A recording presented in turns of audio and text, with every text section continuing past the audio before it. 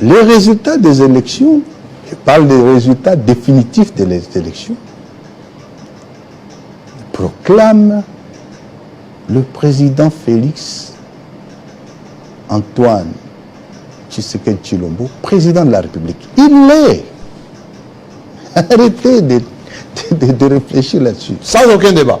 Mais en même temps, les résultats définitifs du jeu de la Cour proclament, annoncent aussi une majorité au Parlement qui appartient à une famille politique. Évidemment, c'est une situation atypique, pas atypique, normale. On l'a vu dans d'autres démocraties. Hein? Mitterrand, Chirac. Chirac, Mitterrand, Balladur. Oui. Chirac, Jospin. Oui. Et ainsi de suite. Ce n'est pas la première fois. Mais chez nous, c'est la première fois qu'on vive une telle scène. Et les gens blaguent. Hein? C'est des irresponsables. Ils ne savent pas. Les climats qui avaient eu lieu entre décembre et janvier 2019. Nous, on n'est pas des responsables.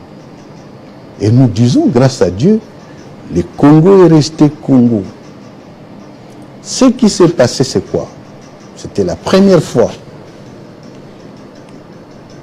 qu'on ait ce qu'on appelle une alternance pacifique.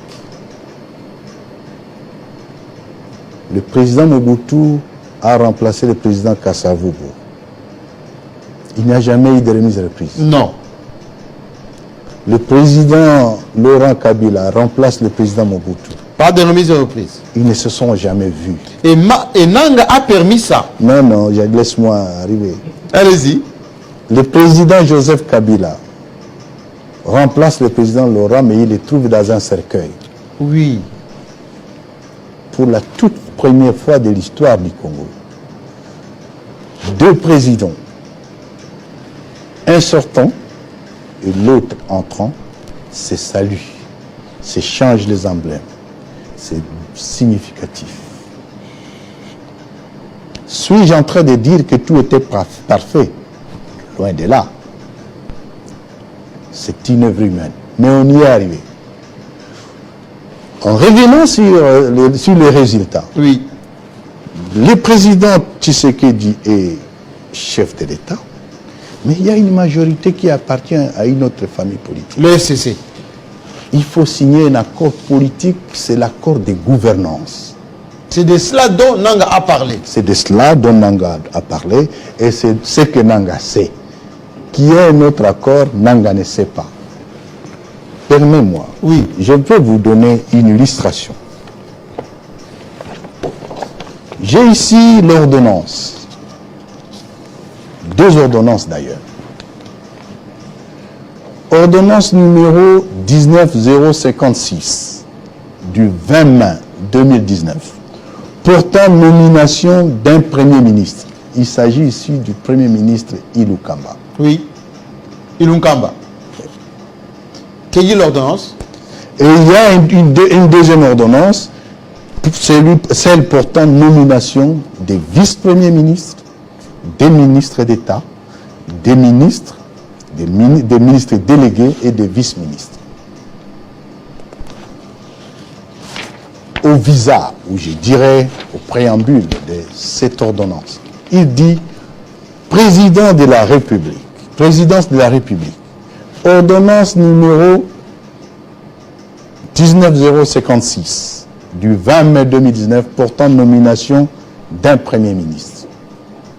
Le président de la République, vu la constitution de la République démocratique du Congo telle qu'est modifiée,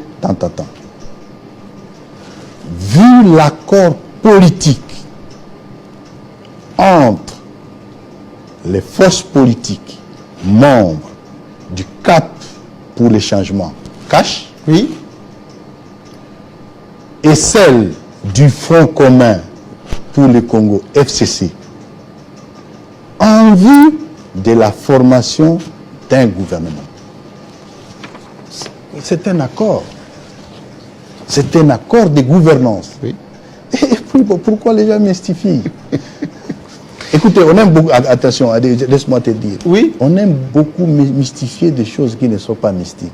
C'est une réalité. Qui n'en sait pas? Aujourd'hui, je te donne un exemple. En Israël, le premier ministre Netanyahou est devenu premier ministre. Oui, absolument. Au Knesset, donc à l'Assemblée israélienne, c'est 120 membres. Alors pour qu'un parti ait la majorité absolue, il doit avoir au moins 61 députés. C'est difficile d'en avoir, aucun parti n'y arrive. Alors, qu'est-ce qu'on fait? On est à une énième reprise des scrutins. Qu'est-ce qui se passe?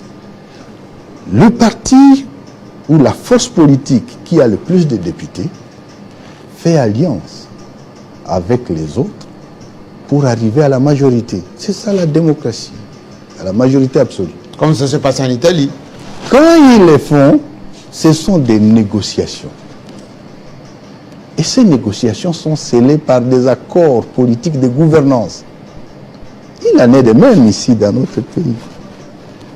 Le président Nanga, on a compris. Non. Il y a un détail? Il y a un détail. Oui. Et ce que j'ai dit à Jeune Afrique, Oui.